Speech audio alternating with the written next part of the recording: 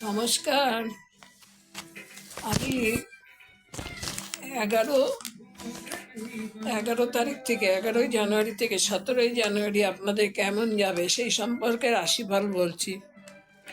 মেষ, পাওনা অর্থ আদায় বা নিজেদের সম্পত্তি দখল নিতে নিতে গিয়ে অপদস্থ অপমানিত হতে পারেন। পারিবারিক কথাবার্তায় মার্জিত আচরণ করুন। সন্তানের আবদার মেটাতে অযাচিত ব্যয় বৃদ্ধি, কাজকর্মে বাধার মধ্যে অগ্রগতি হবে। উচ্চ কর্তৃপক্ষের সঙ্গে সুসম্পর্ক বজায় রাখতে চেষ্টা করুন।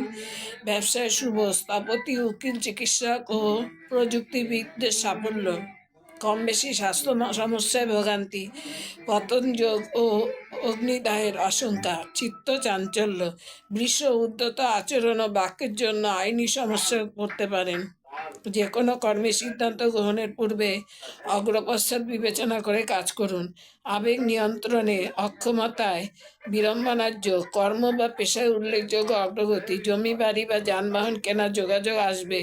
ব্যবসায়িক নতুন পরিকল্পনায় বড় সাফল্য, গৃহে দেবতার আরাধনায় মানসিক শান্তি লাভ। আঘাত, রক্তপাত যোগ থাকায় সতর্ক হন। অর্থভাগ্য অনুকূল, সঞ্চয়ের যোগ বিদ্যমান। মিথুন, বিপরীত বুদ্ধি ও মানসিক চাঞ্চল্যে ঘরে বাইরে অপযশ অপদস্থ।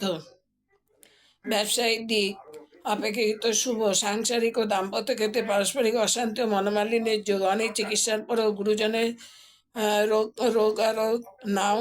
রোগারোগ্য নাও হতে পারে।